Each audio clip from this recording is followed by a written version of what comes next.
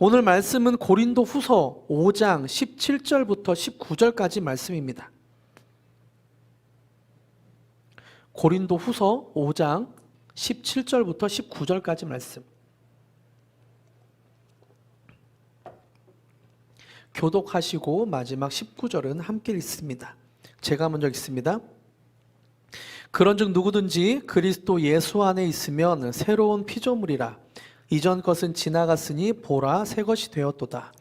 모든 것이 하나님께로서 났으며 그가 그리스도로 말미암아 우리를 자기와 화목하게 하시고 또 우리에게 화목하게 하는 직분을 주셨으니. 함께 읽습니다.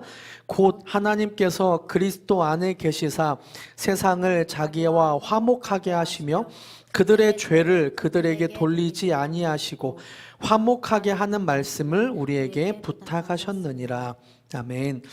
오늘은 고린도 후서 5장 17절부터 19절까지를 본문으로 인생이 고단한 사람을 위해, 인생이 고단한 사람을 위해 라는 제목의 말씀을 나누겠습니다. 우리는 2023년의 1월을 지나고 있습니다. 새로운 한 해가 되어서 설레는 마음으로 일출을 보러 갔다 오시는 분들도 있고, 또 여러 계획과 새로운 한 해를 맞이하는 다짐들을 하는 분도 있을 텐데요. 새롭게 어떤 일이 시작된다는 것은 사람을 참 설레게 하는 것 같습니다. 한번 생각해 보세요. 대학교의 첫 등교, 첫 직장, 또 첫사랑, 생각만 해도 그 단어만 들어도 뭔가 설레는 마음이 있습니다. 저는 개인적으로 2023년을 시작하며 개척하고 처음으로 갖게 되는 새해인데요. 하나님께서 올해 어떤 일들을 행하실지에 대한 기대와 함께 묘한 설레임이 있습니다. 여러분은 2023년 어떤 일이 일어나길 기도하고 있습니까? 또 어떤 기대, 어떤 설레임을 갖고 1월을 지나고 있습니까?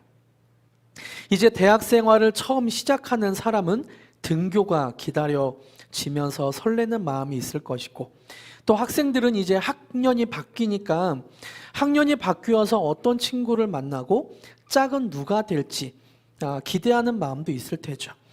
어떤 사람은 새로운 직장에서, 또 결혼하는 사람은 새로운 가정에서 맞게 되는 새해가 설레고 기대가 될 것입니다.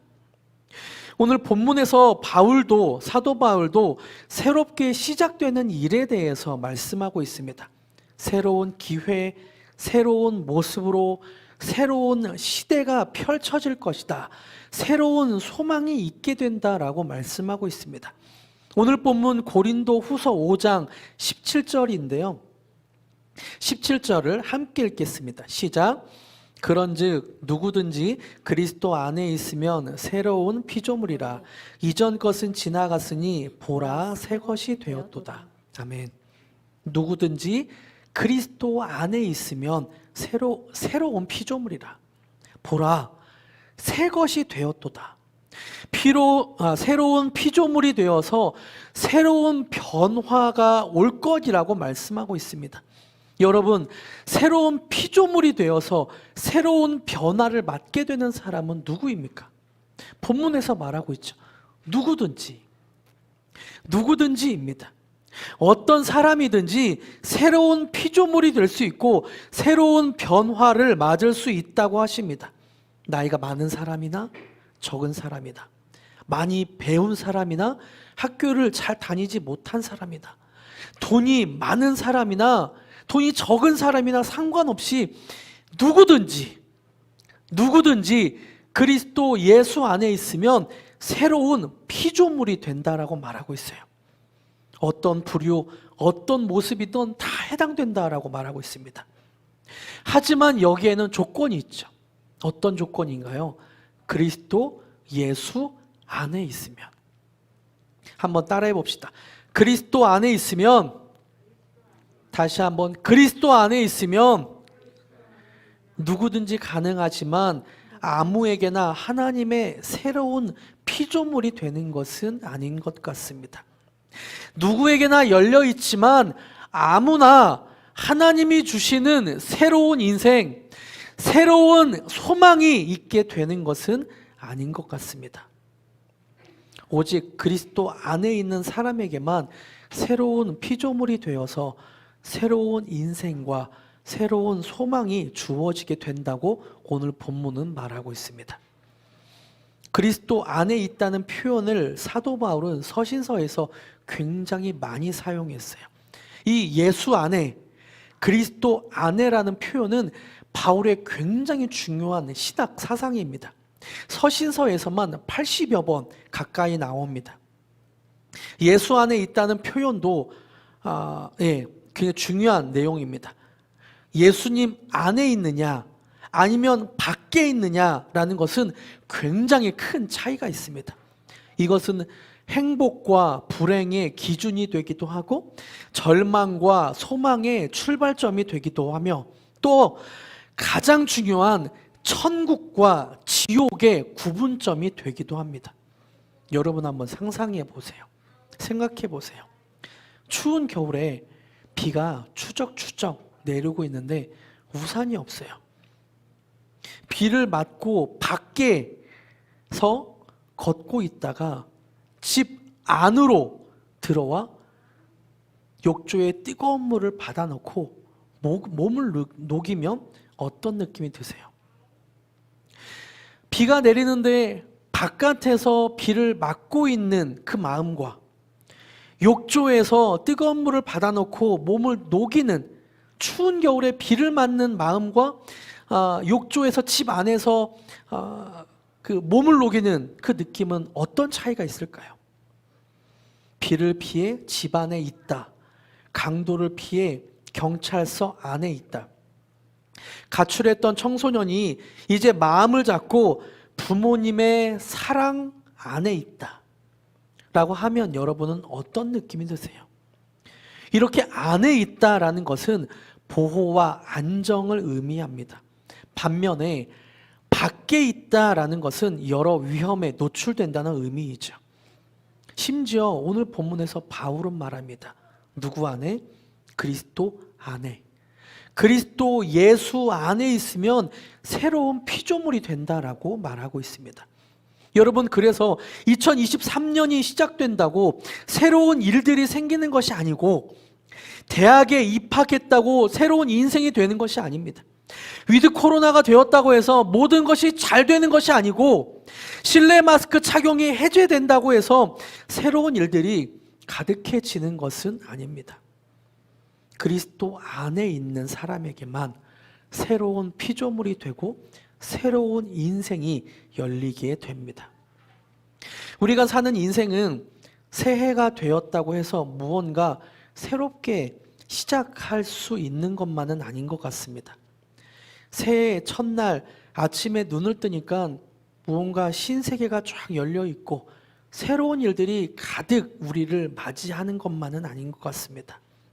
사실 우리가 사는 세상은 새로운 것을 시작하기가 주저되고 두렵기까지 한 그런 시대인 것 같습니다. 부푼 꿈을 안고 결혼을 시작한 사람도 얼마 못 가서 이혼할 수도 있고 호기롭게 시작한 사업은 코로나라는 악재와 함께 문을 닫아야 하는 상황이 생길 수도 있습니다. 그래서 무언가를 새롭게 시작한다는 것은 설레는 마음과 함께 두려움을 주는 거예요. 새롭게 시작하는 건 설레는 마음도 있지만 기대하는 마음도 있지만 또 다른 한편에 두려움도 있습니다. 잘 안 되면 어떡하지? 망하면 어떡하지? 절망하면 어떡하지? 그래서 어떤 사람들에게는 새로운 무언가를 기대하지 못하는 분들도 있을 거예요. 내가 해봤는데 안 돼. 노력하고 시도해봤는데 현실적으로 어려워. 그거 내가 해봤어. 안 돼. 현실은 안 돼. 이렇게 새로운 것에 대한 설레임보다 자포자기하며 비관적으로 생각하시는 분들도 있을 수 있습니다. 그런데요, 우리가 한 가지 생각할 부분이 있어요. 지금까지 안 됐다고 해서 하나님이 못하시는 건가요? 우리 인생에 아직 실현되지 않았다고 해서 세상에 존재하지 않는 것입니까? 하나님이 못하시는 것입니까? 우리가 못했다고 해서 하나님 또한 못하시는 것입니까? 내가 못한다고 해서 안 되는 것은 아니죠. 내가 못했다고 해서 하나님이 못하시는 것은 아닙니다. 포기하고 싶은 순간에도 예수님 안에 있으면 새로운 피조물이 되고 새로운 인생으로 변화시켜 주시며 새로운 소망을 꿈꾸게 하실 것이라고 바울은 말하고 있습니다. 사실 우리 인생에서 새로운 소망을 품는다는 것은, 기대를 한다는 것은 큰 축복입니다. 무언가를 기대하고 소망을 갖고 있다는 것은, 소망을 갖고 살아간다는 것은 굉장히 중요합니다. 우리가 상상하지 못했던 엄청난 힘과 에너지를 발산하죠. 한번 상상해 보십시오. 사업에 실패했지만, 사업이 부도났지만 재기에 성공하는 사람은 어떤 사람인가요? 내일을 기대하는 사람, 새로운 소망을 꿈꾸는 사람입니다. 내일은 나아질 거야, 내일은 회복될 거야 라며 소망을 품는 사람이죠. 반면에 사업에 부도가 났지만 안 좋은 선택을 하는 사람은 어떤 사람입니까? 내일에 기대가 없는 사람, 소망을 잃은 사람들입니다. 나는 끝이다, 더 이상 나아질 수 없다, 내 인생은 끝났다 라고 생각하는 사람은 안 좋은 선택을 할 수밖에 없죠. 새로운 소망을 품는다는 것은 얼마나 큰 힘과 능력이 되는지 모릅니다. 현실이 아무리 팍팍해도, 현실이 아무리 힘들고 어려워도 회복될 가능성이 있다는 것, 아무리 어렵고 힘들어도 내일의 기대를 갖고 소망을 품으면 살아갈 힘이 생기게 되죠. 그리고 내일의 기대와 함께 열정이 생기게 됩니다. 사람에게 필요한 것은 이런 소망이에요. 사람에게 필요한 것은 이런 기대감입니다. 인생이 고단한 사람들에게 필요한 것은 회의주의가 아니라 이런 하나님이 주시는 소망과 기대입니다. 그럼 새로운 피조물로서 우리는 어떤 인생을 기대하며 소망을 품어야 할까요? 오늘 본문 18절과 19절에서는 이렇게 말씀하고 있습니다. 18절과 19절 제가 읽어드립니다. 모든 것이 하나님께로서 났으며 그가 그리스도로 말미암아 우리를 자기와 화목하게 하시고 또 우리에게 화목하게 하는 직분을 주셨으니 곧 하나님께서 그리스도 안에 계시사 세상을 자기와 화목하게 하시며 그들의 죄를 그들에게 돌리지 아니하시고 화목하게 하는 말씀을 우리에게 부탁하셨느니라. 이해를 돕기 위해 쉬운 성경으로 준비했는데요, 쉬운 성경으로 18절과 19절을 함께 읽어볼까요? 18절과 19절 시작. 이 모든 것은 하나님께로부터 왔습니다. 하나님께서는 그리스도를 통해 우리를 자신과 화목시키시고 또한 우리에게 화목의 직분을 맡기셨습니다. 하나님께서는 그리스도 안에서 이 세상을 하나님 자신과 화목하게 하셨으며 사람들의 죄를 묻지 않으셨습니다. 그리고 하나님께서는 우리에게 화목해 하는 말씀을 맡기셨습니다. 아멘. 18절과 19절에서 반복되는 단어가 있는데요, 그것이 무엇인가요? 18절에 보니까 화목시키시고 화목의 직분을 맡기셨습니다. 그리고 19절에 보니까 화목하게 하셨으며 화목해 하는 말씀을 맡기셨습니다. 화목이라는 단어가 반복되고 있습니다. 이 화목이라는 단어를 헬라어 원어로 보니까 카탈라소라고 쓰고 있더라고요. 이 말의 의미는 화해시키다, 화목하다, 화해시키다 라는 의미도 있지만 또 이런 뜻도 있습니다. 바꾸다, 교환하다 라는 의미를 가지고 있습니다. 이 말은 그래서 예수님이 십자가를 통해 예수님이 자신을 희생시키셔서 사람들의 인생을 바꾸어 주셨다. 십자가를 통해서 하나님과 화목하게 하셨는데 그것은 그 인생을 바꾸어 주신 것이다. 교환해 주신 것이다. 예수님이 인간들의 짐을 대신 지시고 바꾸어 주셨다라는 의미로 표현할 수도 있습니다.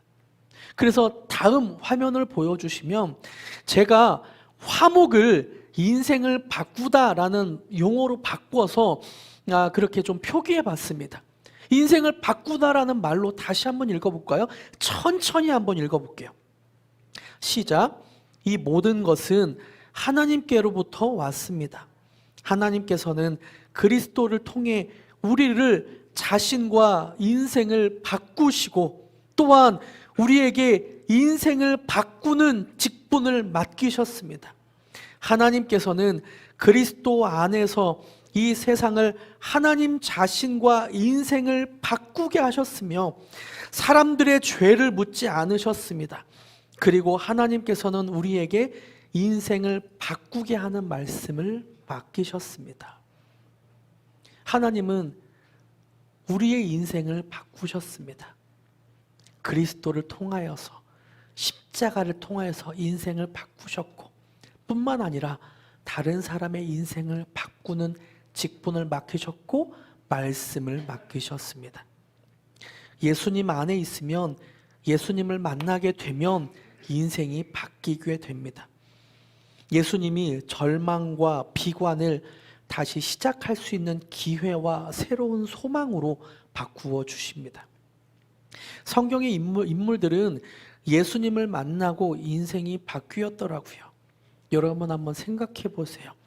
현장에서 가늠하다 잡힌 여인, 사람들의 손에는 돌이 들려 있고 여차하면 돌에 맞아 죽을 운명의 여인에게 새로운 인생이 어디 있었겠습니까? 죽음 앞에 소망이라는 것이 어디 있었겠어요? 그저 죽음만을 기다리고 있었습니다. 그런데 예수님이 이 여인을 찾아가시죠. 그리고 새로운 인생을 주십니다. 나도 너를 정죄하지 않겠다. 가서 새로운 인생을 살아라. 가서 새로운 소망으로 다시는 죄를 짓지 마라. 베드로도 한번 보세요. 예수님을 3번 부인하고 다시 업으로 돌아갔던 베드로에게 예수님은 다시 한번 새로운 인생으로 바꾸어 주십니다. 예수님을 배신했다는 자책감에 쭈뼛쭈뼛하는 베드로에게 예수님이 내가 나를 사랑하느냐, 내가 나를 사랑하느냐, 내가 나를 사랑하느냐 3번 물으시면서 말씀하시죠. 내 양을 쳐라, 내 양을 먹여라 라고 새로운 인생으로 바꾸어 주십니다. 또 소망조차 존재할 수 없는 죽음에 이르렀던 무덤에 있었던 나사로에게 예수님이 찾아가시죠. 시체였던 나사로에게 예수님이 찾아가십니다. 그리고 말씀하세요. 나사로야, 나오너라. 죽은 나사로야, 새로운 생명을 가지고 새로운 소망을 품고 나오라. 예수님은 죽음까지도 이기시고 인간에게 새로운 인생과 새로운 소망으로 바꾸어 주십니다. 여러분, 이런 예수님을 만나면 새로운 피조물이 되죠. 새로운 인생으로 바뀌게 됩니다. 그 어떤 죄도 용서받을 수가 있고 예수님 안에 있으면 그 어떤 어둠에 있다고 해도 새로운 피조물이 되고 새 것이 됩니다. 예수님이 십자가를 통해 모든 대가를 치르셨고 자신의 죽음을 통해 우리를 새로운 인생으로 바꾸어 주셨습니다. 이것이 그리스도 안에 있는 사람이 누리는 놀라운 특권이고 축복입니다. 누구든지 그리스도 예수 안에 있으면 새로운 피조물이라. 이전 것은 지나갔으니 보라, 새 것이 되었도다. 새로운 피조물로 바꾸어 주시고 새로운 인생으로 바꾸어 주십니다. 말씀을 맺겠습니다. 지금은 고인이 되셨지만 서강대 영문학과의 장영희 교수님이라는 분이 살아온 기적, 살아갈 기적이라는 책에서 삶이 고단한 사람을 위해 쓴 에세이가 있습니다. 교과서에도 실릴 만큼 유명한 분인데요. 이분은 어렸을 때부터 지병을 앓았다고 합니다. 태어난 지 1년이 채 되지 못했던 때에 소아마비로 2 다리에 장애를 가지고 살게 되었습니다. 교수님은 어렸을 때를 회상하며 남들이 뛰어놀 때 목발을 짚고 다른 친구들이 노는 것을 담장 너머로 보는 아이였다고 소개하고 있습니다. 이런 인생이 어떻게 소망을 품을 수 있었을까요?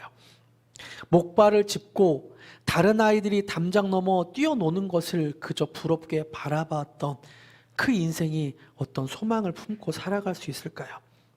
장영희 교수님은 소아마비였던 자신에게 새로운 소망과 희망을 주었던 일화를 괜찮아라는 수필을 통해 소개하고 있는데요. 이 수필을 제가 조금 읽어드리겠습니다. 초등학교 1학년 때였던 것 같다. 하루는 우리 반이 좀 일찍 끝나서 나는 혼자 집 앞에 앉아 있었다. 그때 마침 깻엿 장수가 골목길을 지나고 있었다. 그 아저씨는 가위만 쩔렁이며 내 앞을 지나더니 다시 돌아와 내게 깻엿 2개를 내밀었다. 순간 그 아저씨와 내 눈이 마주쳤다. 아저씨는 아무 말도 하지 않고 아주 잠깐 미소를 지어 보이며 말했다. 괜찮아. 무엇이 괜찮다는 것인지 몰랐다. 돈 없이 깻엿을 공짜로 받아도 괜찮다는 것인지, 아니면 목발을 짚고 살아도 괜찮다는 것인지. 하지만 그건 중요하지 않다. 중요한 건 내가 그날 마음을 정했다는 것이다. 이 세상은 그런 대로 살만한 곳이라고. 좋은 사람들이 있고 착한 마음과 사랑이 있고 괜찮아 라는 말처럼 용서와 너그러움이 있는 곳이라고 믿기 시작했다는 것이다. 괜찮아. 난 지금도 이 말을 들으면 괜히 가슴이 찡하다. 2002년 월드컵 4강에서 우리나라 축구대표팀이 독일에게 졌을 때 관중들은 우리 선수들을 향해 외쳤다. 괜찮아, 괜찮아. 혼자 남아 문제를 풀다가 결국 골든벨을 울리지 못하면 친구들이 얼싸안고 말해준다. 괜찮아, 괜찮아. 그만하면 참 잘했다라고 용기를 북돋워 주는 말. 너라면 뭐든지 다 눈 감아 주겠다라는 용서의 말. 무슨 일이 있어도 나는 네 편이니 넌 절대 외롭지 않다라는 격려의 말. 지금은 아파도 슬퍼하지 말라는 나눔의 말. 그리고 마음으로 일으켜주는 부축의 말. 괜찮아. 참으로 신기하게도 힘들어서 주저앉고 싶을 때마다 난 내 마음속에서 작은 속삭임을 듣는다. 장영희 교수님은 이때 마음을 정했다고 하죠. 괜찮아. 그만하면 참 잘했다. 너라면 뭐든지 다 눈 감아 주겠다. 무슨 일이 있어도 나는 네 편이니 절대 외롭지 않다. 지금은 아파도 슬퍼하지 마. 예수님이 우리에게 찾아오셔서 아마 이렇게 말씀하실 것 같아요. 인생의 고단한 분, 새로운 희망을 품기에는 지쳐있는 분, 마음이 너무 힘든 분, 이런 분에게 예수님이 찾아오셔서 괜찮아, 괜찮아, 너이기 때문에 괜찮아. 내가 십자가를 져서 너를 새로운 피조물로 만든다. 예수님 안으로 들어오십시오. 예수님이 우리에게 말씀하실 것입니다. 괜찮아, 다 괜찮다. 그리고 십자가를 통해 우리를 새로운 피조물로 바꾸어 주시고 새로운 것, 새로운 인생, 새로운 소망을 주실 것입니다. 내 힘으로 살려고 할 때는 막막하고 힘겨운 투쟁이 될 테지만 예수님 안에 있으면 새로운 피조물이 되고 더 이상 내 힘이 아닌 하나님이 주시는 힘으로 살게 될 것입니다. 여러분, 그리스도 예수 안에서 새로운 피조물이 되기를 축복합니다. 새 것, 새로운 피조물, 새로운 인생, 새로운 소망을 품기를 축복합니다. 함께 새로운 피조물로 바꾸어 달라고 그렇게 기도하시는 마음으로 은혜로다 함께 찬양하기를 원합니다.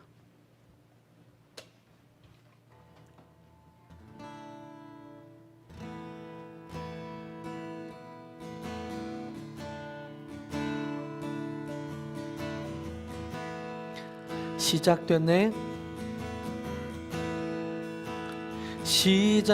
시작됐네. 우리 주님의 능력이 나의 삶을 다스리고 새롭게 하네. 자유 안에 죄와 사망으로부터 나의 삶은 변하고나 충만하네. 다시 한번 시작됐네. 시작됐네. 우리 주님의 능력이 나의 삶을 다스리고 새롭게 하네. 자유하네. 죄와 사망으로부터 나의 삶은 변하고나 충만하네. 은혜로다 주의 은혜 한량없는 주의 은혜 은혜로다 주의 은혜 변함없는 신실하신 주의 은혜 시작됐네. 시작됐네. 우리 주님의 능력이 나의 삶을 다스리고 새롭게 하네. 자유하네. 죄와 사망으로부터 나의 삶은 변하고나 충만하네. 은혜로다 은혜로다 주의 은혜 한량없는 주의 은혜 은혜로다 주의 은혜 변함없는 신실하신 주의 은혜 은혜로다 은혜로다 주의 은혜 한량없는 주의 은혜 은혜로다 주의 은혜 변함없는 신실하신 주 다시 한번 처음부터 고백하기로 원합니다. 시작됐네. 시작됐네. 우리 주님의 능력이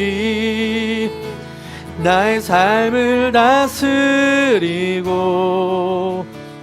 회복해 하네. 자유하네. 죄와 사망으로부터 나의 삶은 변하고나 충만하네. 은혜로다 은혜로다 주의 은혜 한량없는 주의 은혜 은혜로다 주의 은혜 변함없는 신실하신 주의 은혜 은혜로다 은혜로다 주의